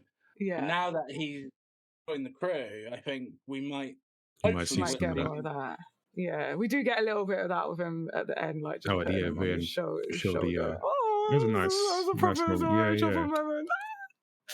This is my child. Just don't touch Yeah. it. Because I didn't want to come to Sanji because I know like Tazia, we've spoken about this, or I've at least heard you speak about this to people. So Sanji is like the most obvious adaptation that you have to make from the anime, particularly from the earlier episodes. I think you've mentioned that they change him a little bit because he is problematic in the anime in a way that maybe not. I don't know if accept is the right word, but he's a type of character that comes up a lot in anime that you cannot do in live He's a action. lovable pair. And No, he's really problematic. You can't separate it. He is very problematic in the anime. Yeah, Like, there and is a you lot just of can't things do he any does of that that. is not okay. However, and this I don't know is going to come out wrong, but I feel who is he if not that? Because I felt like not that Yeah. I had a problem with him in the live action. I thought it was cool, but he to me felt flat actually because I wasn't sure what his Yeah. thing was. Because there And was moments where was it the twins in I can't remember which town, but the twins with like him and Usopp was right, and yeah, then there's like little nods to him and Nami as well. But it's not. this is Yeah, it's not there. yeah. That was my problem. It's like you can get rid of the creep without taking him away from being like a woman obsessed man. Like that is his thing. He loves the ladies. He wants to please them. Like So that would have been fine to do. Yeah, I feel like they could have been like he could have had a bit more. Wow, look at this beautiful woman. Like he a lot more still swagger. they took away his like appreciation for women. I think like I he think could have if they still had did that and not been problematic, but just even just a little bit more of like they like nod to it and then it makes it weird because he hasn't shown anything. I think like with Robin, he's like, oh, are you gonna be there or something like that, and it just sounds odd because he's Because it's not not had that. consistent. It's not consistent, and as well, like he dresses way too casual, like way too casual. Yeah. Where's the suit? I mean, I recently just got the SH Figures Arts on, and I think where I'll stick by it because I do think like there's an essence to Sanji, which is that swagger, that suit and tie. He's the gentleman who will be your shining knight, and I think that's what they need to bring more over. And I definitely will say that the suit brings a lot of that swagger, and the fact that we've not. I don't. Yeah, why is he in a hoodie? Like, Right, yeah, he's just like in a t-shirt and jeans at one point, and I'm like, Sanji in a t-shirt and jeans, like what is this? And I think as well because in the anime, but not that often. Wears the suit quite more often, and it just helps with that swagger. And the thing as well is because again they don't show enough of. I think they done it better in season 1. The Sanji Zoro like just friction because they're two opposites. So Sanji is like protect women at all costs, whoever the woman is. Doesn't matter if it's the villain. Protect women at all costs. Like that's one of his mantras. That and no one should go hungry, right? And then Zoro is like, I don't care if someone can defend for themselves. I don't care who they are. Equal opportunity. And again, equally, if they are weak, then I'll protect them. But I don't care about who or what they are or like where they come from. If you are weak, I will protect, and if you are strong, I'll leave you to it. Like that. And so we don't get that like contrast with them because there's a lot of times where Zoro's like, I don't care, and then Sanji's like, how dare you, that's a woman, and Zoro's like, yeah, but they can fight for themselves. I don't care. And so again we're losing that like contrast, and as well we're losing the character vices. Every Straw Hat has a vice in the anime. In this group of Straw Hats, they don't have vices. Whereas, like, they barely show Nami's love of money. Like, Nami is like, I have no ethics. I just want to get paid. Like, Zoro is like, give me booze and I just want to fight people. I just want to be the best swordsman. Sanji is a ladies' man to the point where he'll be like, I'm off. I don't care about what's going on here. I'm gonna go hang out with the ladies. I'm gonna go protect the ladies. Like, Zoro, you need help? No, I'm gonna go protect the ladies. Like, their vices, like Usopp is a scaredy cat. That is his vice. And I feel like that's a very important part of their arcs, their character growth, their like what makes them pirates. Like, I feel like we're losing the pirate part of the pirates. Like in the anime it's very clear, like, yeah, we do good things, but we are pirates, remember? And I don't think of that reminder. I was going to say Sanji, he's actually I actually love the actor because of the dedication he has. South London Sanji. Yeah, brilliant. But in terms of how the character has translated to the live action, it's probably, I'm not so sure about it. I do think that they have played down some of his character elements that we see in the anime. At the same time, I understand why. I think we live in a different time. I think if they consistently showed him as loving the lady, might appear to water down his character or show him as too one-dimensional, and perhaps they've tried to manage it that It way does just feel because like of that. the time we live in. But another aspect to it, which again is kind of similar to the Chopper thing, but his accent, I just can't quite catch it. What is it? Like, where is he from? I just Britain. don't feel that Sanji would Man. talk like that. I just don't feel that Sanji would talk like that. Yeah, I yeah. don't know. Mm. He talks like people that went to my school. Yeah, I think Sanji should be a bit more posh. He has come from a wealthy family originally. Okay, I mean, I had like that the impression from the suits, anime, like but you not said, wearing necessarily from suits. the. Yeah, and so I don't. But then that also it could work. I think the accent could work. Just depends how far we get with the series and how you can spin that. They probably like have planned not to go that far because Sanji's family, which has had a lot more hints than we ever got in the Yeah. Oh manga. my god. Yeah. Which surprised me because I thought they I was just like, made that up. But did you? yeah, that's new to No, me. that is canon. That is canon. Okay. But like, no, I think even if we do meet them, it could work because he's trying to separate himself from his family anyway. So it would make sense if they had different accents. I'm really trying not to like. Yeah, I spoil can see you things. like dancing around the spoilers, and I What was- appreciate that. I appreciate that. I'm curious to know what Lau thinks of Sanji. I personally like Senji, to be honest, but I mean, In like the live action. in the live action, yeah, I mean, because obviously there's, it's the same situation. It's like we're in a different universe, so maybe I'm just capitulating. Who knows? But like, it's like, oh, you know what? I'll just take what they give me. But I think it's just the fact that I think the actor has done his best to bring the Sanji from the script, because let's face it, yeah, he's I think it's just what they've given acting. him, right? Exactly. I feel like he's done his best to bring Yeah. that Sanji to life. And remember, like, Oda is on the project, so Yeah, so I know. That's if why I there have to was a keep reminding problem- myself. I also think like you said about like how you've all said that obviously like we're in a time where some of that stuff needs to be toned down. I think that's where, from a creative perception, he's allowed that, because especially like in like recent years, since he's become a parent, he's realized, his first early kind of writings of Sanji were of a single man's perspective. And now, in more of the later chapters, although That's a he's good way of still putting it. writing like lovey-dovey, he doesn't, as far as I've seen, he doesn't write him as pervy as previous chapters. Yeah, and also that the anime does perv him up, and he's better written in the manga than he Which is in the anime, which Interesting, is because the animators don't like doing that, but then they're told to do that, and it's a whole thing. That's the job. it's a whole thing. Yeah, Okay. it's like there's like the animators, and then the getting it.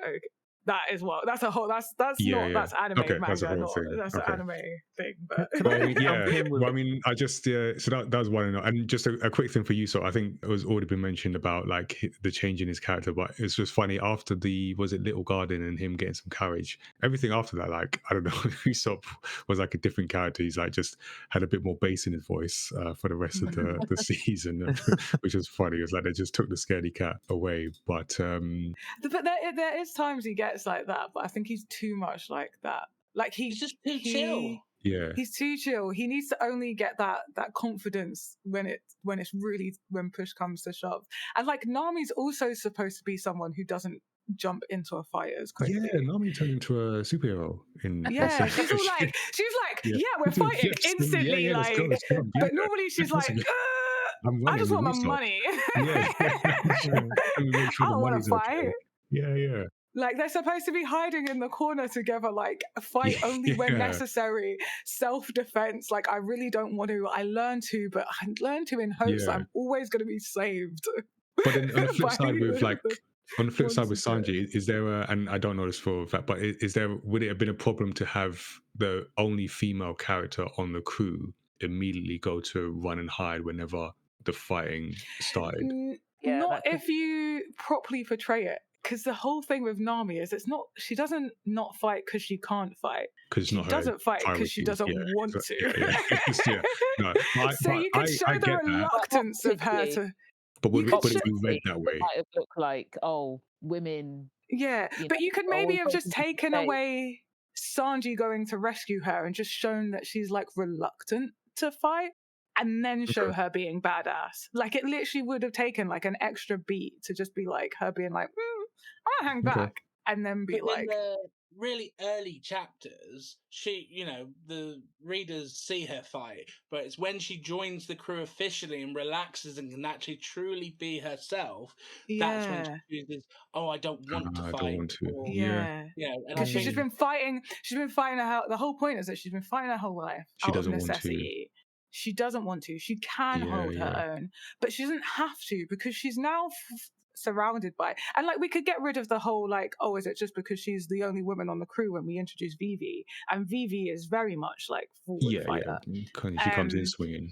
Yeah, and like as we get even later on the series, there would be instances where Okay. so you're saying that because as well it's like we've got Usopp and Nami. Usopp is a guy, and if they are both weaklings, it's got nothing to do with gender. It's just got to do with the fact that she doesn't want to fight. And I don't disagree with you. I don't think we have to erase someone not wanting to fight just because they're a woman, because then so now do all the women have to fight? Just so it doesn't look like. Again, I don't know this for a fact. My impression, as Louise said earlier, just the time we're in, I just feel like the nuance you've explained, and you are right. That would be missed if I just feel where we are. I feel that would be missed. Do you think though? Because people are still watching One Piece, and we haven't missed that.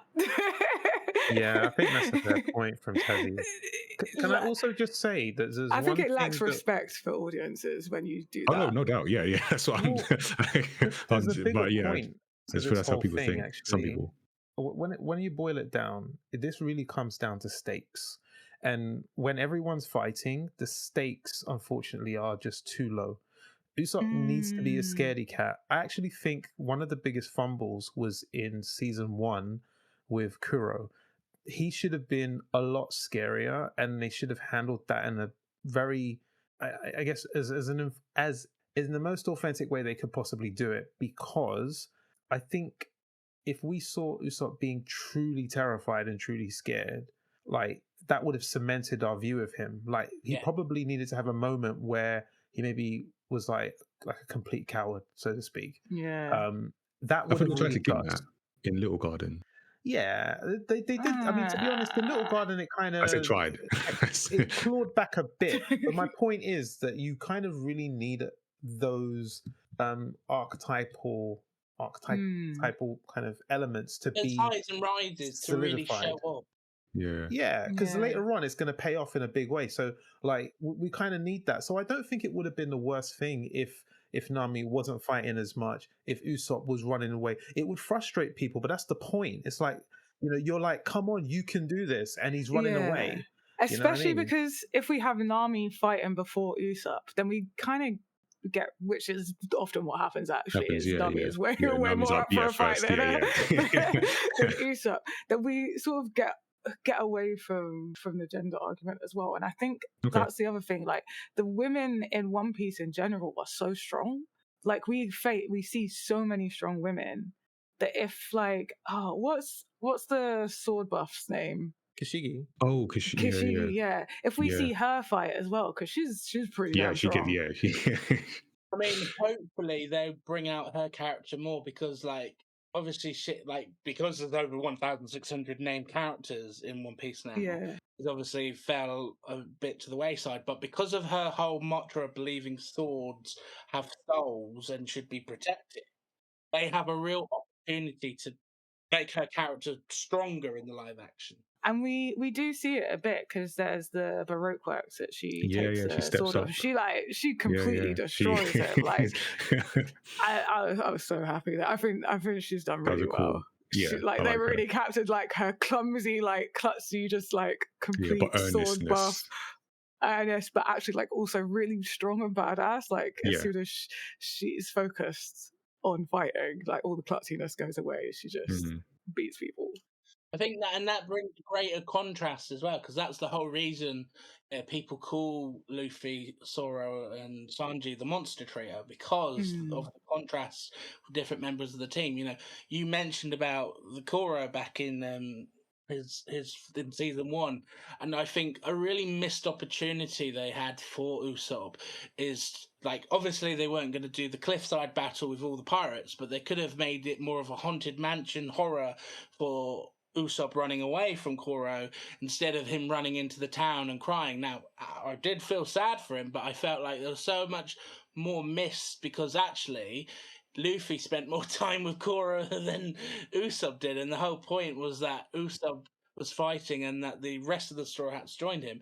So when you compare that with Little Garden, and Usopp's gained this respect and actually, I want to be a brave warrior of the sea, and then over the next couple of arcs, we see him go up and down with that. And again, coming into season 3, it's going to be a real interesting how they angle him, because his next big battle will be one where obviously they won't adapt it full on, because he will have to be in a full body cast if it was, so they won't be doing that. But at the same time, for majority of that fight, he is scared and running away, and I'm curious on how they're going to portray him in that battle. Oh, is it so interesting? So, all right, so we'll wrap up with well, I'll just mention some of the themes. I think they're just continuing, they're consistent from just One Piece, from the source, from season 1, from the anime, which I like. I think what I remember watching, because I think it wasn't until watching season 1 I then went back and started watching the anime again, because it just reminded me what I do like about One Piece and Luffy in particular, of just the idea of chasing your dreams, just that central theme of I have this goal and I am literally not going to let anyone stop me. And not only that, what I like about Luffy in particular is that he then brings other people on board. And I think, even though, definitely take Tazzii's point, especially you've sort of explained it more in terms of things that are lost from the characters. But as I'm watching, I did get the idea that, like, they trust Luffy, that there's moments where I'm thinking like Nami and I think Zoro in particular, like, I know, like, Luffy's got it. Like, Luffy will come through or come for us, or whatever the situation might be. And I do like that. Like, so this guy's got a dream, we're on board with it, but then there is like that mutual trust that they get. And then Vivi, as the outsider, at least from the beginning, kind of she sees that, she's like, oh, well, this is different. Yeah. Again, it's not as, doesn't have the depth of like the series, but I did get that. And then an interesting one for me as well, like, sort of challenges of leadership, and just having, because season 1 was like the setup, and then season 2 is like, okay, now we're going like Grand Line, and all the challenges that come with that, and just the moments where, yeah, just Luffy having to like step up, and because something's happened and he's have to kind of, It's like with the Laboon, it's like, this is one scene that I would say was really good, is like in the source material he battles Laboon, and you know, right, it doesn't play off as well, but actually in the live action he sings, yeah, I forgot the song now, but it's vital to the series. But exactly, and obviously, again, future proofing it, obviously, for those that will Yeah. eventually understand and see Brooke and his connection to Laboon, they obviously show that really early. And oh, Yeah. that guy, Luffy Like to real sing the early. song and make his connection to Laboon and step up that way, I felt was like something different, but actually really good alternative, because it felt Yeah. more right. And also, it's not animal abuse. it's not, yeah, Yeah. fair. So Yeah, that yeah, I did mean, feel that good. was the thing that came to mind. So that I brought everyone on this journey, and they've all been eaten, and now it's like my responsibility to, so things like that are identified as well. And I'm just wondering if maybe like Louise, because your perspective is interesting on this. Like, did those themes come through? I mean, I know you've seen the anime as well, but do you feel those came through in season 2 in particular of the live action? Absolutely, absolutely. I do think they do. I do think they did. I think also, for me, another theme that I started to see emerge in season 2 compared to season 1 is just the demand for them to move with greater wisdom. Mm. Because, for instance, when they're in Whiskey Peak, Yeah. they are enamored with the women, with the alcohol, Yeah, the party. yeah. And not everything is what it seemed on the surface. It was actually a great big trap. And so I think we're seeing that there is a demand on them in season 2. And it'll be interesting to see how this develops in season 3 to navigate themselves with a slightly different eye, maybe a more open eye. And understand that not everything is what it seems. Even Luffy gets that when they go to Drum Kingdom and, when they're at the gates and he was going to jump in and then Vivi's like, oh, this is another way to handle the situation, be more effective. And Luffy had that look. He's like, huh, okay, well handled. I think he not ignore it anyway. I think he, because he mentioned like, he was like, oh yeah, well, that was a good idea or something that was well handled. He's like, you're really smart. I think that's a good. There was another time when please help me remember, Lau or someone, when one of Luffy's enemies was basically saying to him, literally, like, don't move so quickly. You shouldn't be acting. So I think that was number 3. Number three. Yeah. Okay, but he didn't listen. Because that's when he said he studied you and you rush in. Yes. I like that. It was like a show of Luffy's character of how, again, like going back to Nigel's thing about trust. He trusted Vivi to take the lead because that's what Vivi knows, and that is one thing that Luffy is good at. Is at the right moments, he trusts his gut. He does at the beginning. Actually listen to people, but sometimes he'll also ignore them a lot, especially if it involves fighting or meat. He steps up at the right time, and I think that's why everyone relies on Luffy, because I think that's again a thing we haven't seen fully yet in the performance. Because if I'm going to be honest, like currently, I don't think I would be like, oh, I'm going to let my captain take this battle, and I'm actually going to jump in and join him. While in the series, Luffy's so bombastic that you just do. The crew can just, they know that even though he's going to go off and do his own thing, he's going to go and beat that person all the way. I think that's probably what I hope to see elevate in season 3, is that when we get to Mr. Zero / Crocodile, we're going to see that shift in the actor's approach to Luffy, where he can actually, basically give everyone confidence that he's going to fight Crocodile. Yeah. Well, I think early on, it's not even that they have confidence in him. They just don't have a chance to even think about it, because he's already like winning the fight. Like he's already there. And then actually Sanji and Zoro are like, hey, I wanted to fight.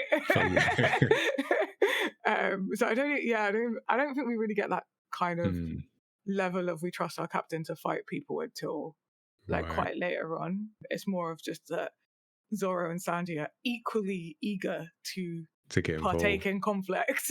And then Nami, Luffy, Usopp and Chopper are a bit like, I don't want to fight, and you do that. Usopp's like, let's avoid it altogether.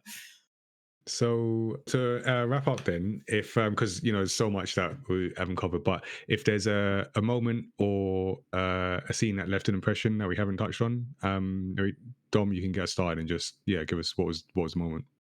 Well, first off, to correct my mistake from earlier, Bink Sake was the song's name, because I'm horrible at names, but if I don't get some of these names right, I feel like I have to take away my One Piece card. I will say, probably from what we haven't talked about yet, I think one thing that the live action's done that's actually affected the anime / manga is Dragon's scene. So, it didn't change it too much. And just in case people are not remembering Dragon, he was the cloaked guy in episode 1 who appeared with Smoker and then brought wind and rain and blew him away. And then he was like, oh, go to sea, have fun. And obviously I won't reveal his purpose just yet, because I don't know, they might reveal it in season 3.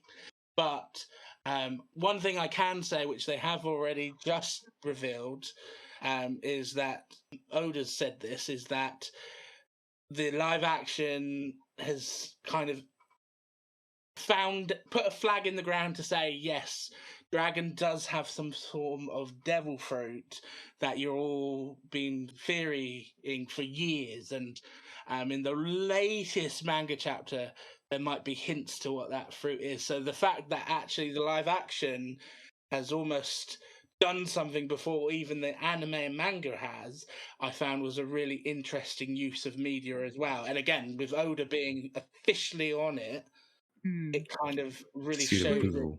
It's also really weird that we like know who Dragon is so early on. Like so early on. I think a lot of people might gloss over it though. That's why I'm purposely not saying it, but they literally tell us everything, and we don't get any of that information until much later on, post time skip. Okay, Tazziii, if you want to give us a moment, I'm gonna try out a couple of things, if you don't mind, because I feel like I need to add my positivity to this. Okay, you want to balance some of it. Yeah. These are in my notes, so it's not just because I love with the giants that they added the iconic laughs, and I feel like they did a bit with a couple of other characters as well, because One Piece is known for its iconic laughs, and I felt that was really lost in season 1. And I know like it might be a bit weird for a live action, but it worked. It worked really well. Pantomime, that's what.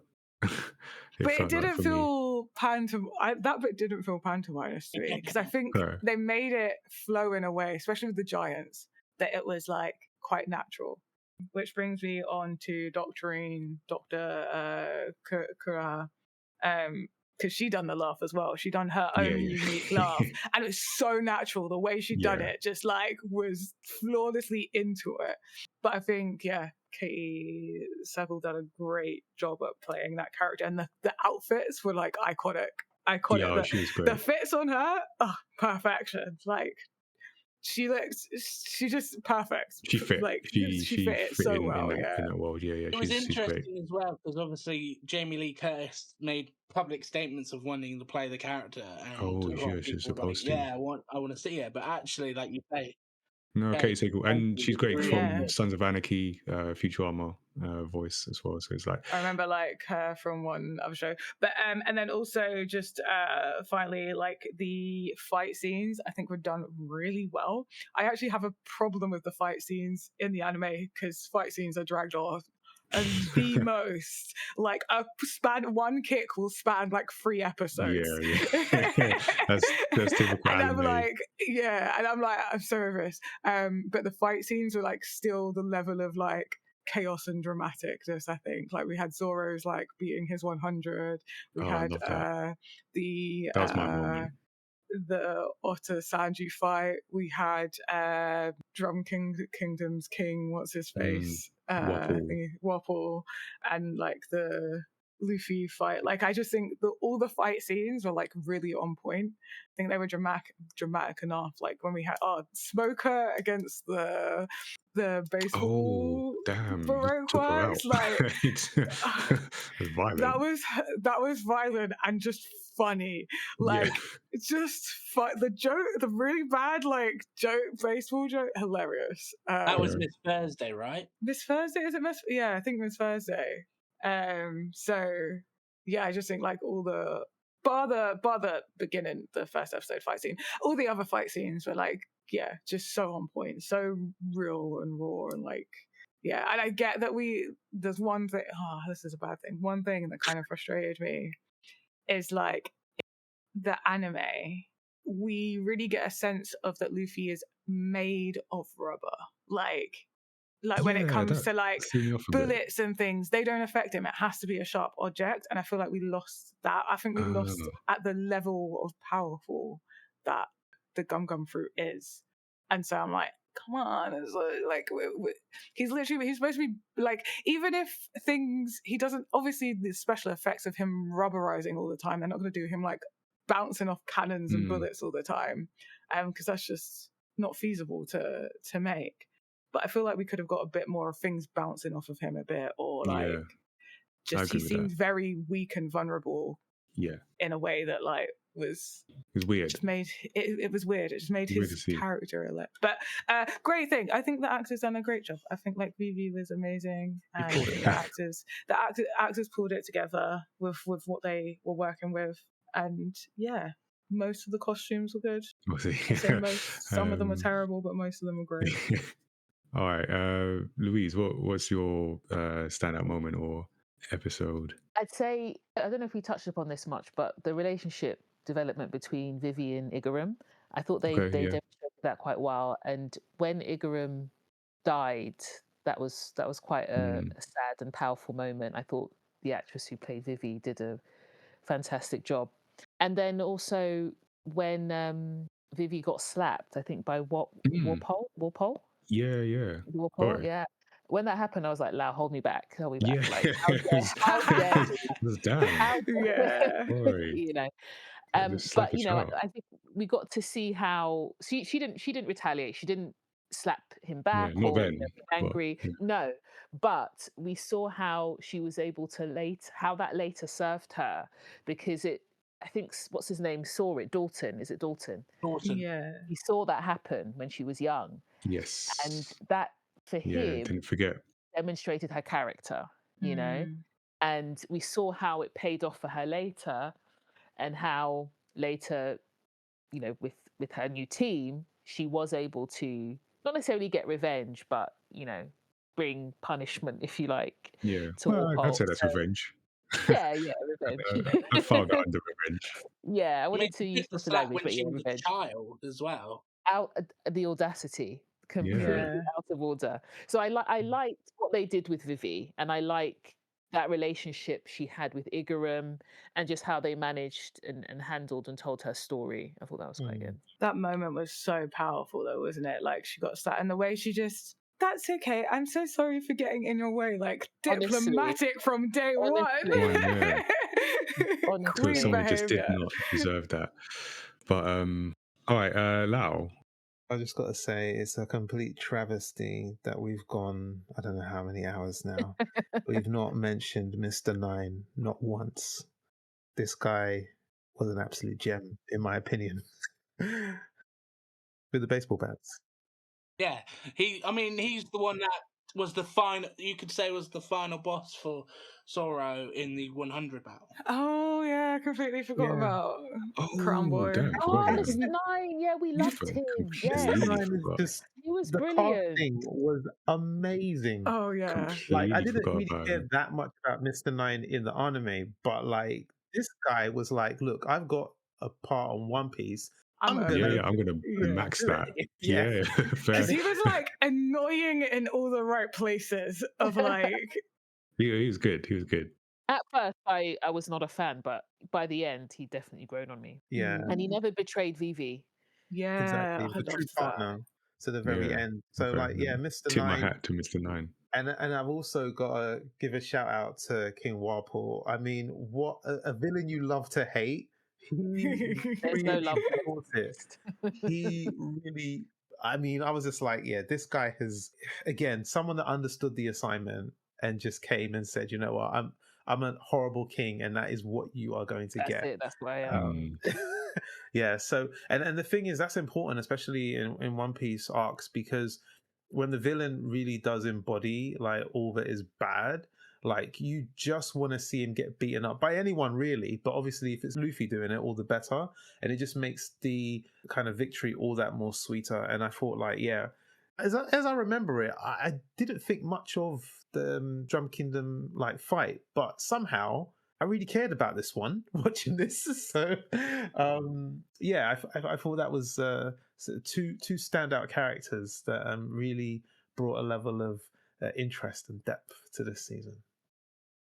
Okay. All good moments. I think my favorite, though Tazziii kind of mentioned, is the Zoro fight to 100.